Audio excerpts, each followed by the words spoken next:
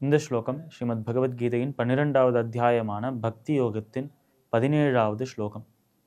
போன ஸ்லோகத்தில் அனைத்து விதமான பற்றுகளையும் துறந்து இந்த பற்றற்றவராக, அந்த ஒரு ஆசையற்றவராக, இறைவன் மீது மட்டுமே ஆசை கொண்டு அவரையே அடையணும் என்ற ஒரு லட்சியமாக, ஒரு குறிக்கோளாக கொண்டு அந்த இறைவனையே பற்றி கொண்டிருப்பவர்கள் தான் பக்தர்கள் என்று சொன்னார் நம்ம கிருஷ்ணர். அதன் ஒரு தொடர்ச்சியாக இந்த ஸ்லோகத்தில் 17வது ஸ்லோகமான இதில் சொல்வது, அந்த ஒரு சுருக்கமாக இந்த ஸ்லோகத்தை பார்த்தோம் என்றால், அப்பேற்பட்ட ஒரு பக்தனானவன் கர்மயோகத்தை சரிவர பின்பற்றுவான் என்று சொல்றார் கிருஷ்ணர். கர்மயோகம் என்ற அந்த ஒரு சொல்லை நம்ம கேட்டாலே, அந்த ஒரு கர்மயோகம் என்கிற பாதையை நம்ம பார்த்தாலே, அந்த பாதையின் முதல் படியாக அந்த கர்மயோகத்தின் அந்த ஒரு அடித்தளமாக இருப்பது சமபாவனை என்று பார்த்தோம். சமபாவனை என்பது லாபம், நஷ்டம், வெற்றி, தோல்வி, சுகம், துக்கம் அனைத்திலும் சமமான ஒரு மனப்பான்மையோடு இருப்பது.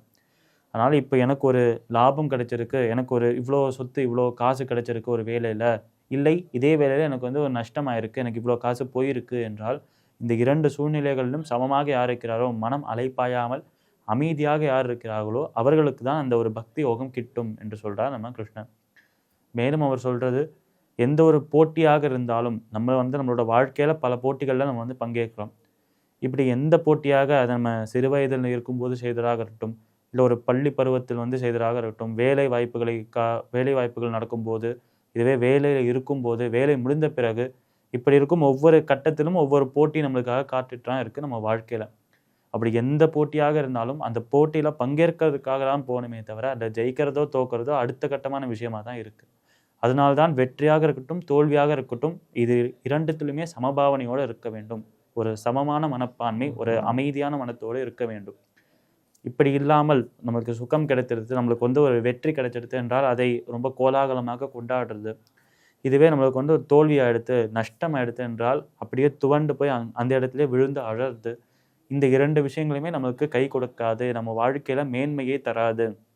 நம்ம வாழ்க்கையில முன்னேற்றத்தை தரத்துக்கான ஒரே விஷயம் சமபாவனை மட்டும்தான் என்று சொல்றார் நம்ம கிருஷ்ணன்.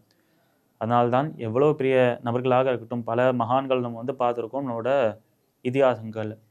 அப்படி பல மகான்களை இதிகாசங்களிலும் நம்ம வரலாற்றிலும் பார்க்கும்போது, சுகமோ துக்கமோ லாபமோ நஷ்டமோ அனைத்தையும் பொறுத்து கொண்டு அவர்களோட குறிக்கோளை, லட்சியத்தை மட்டுமே நோக்கி சென்றார்கள்.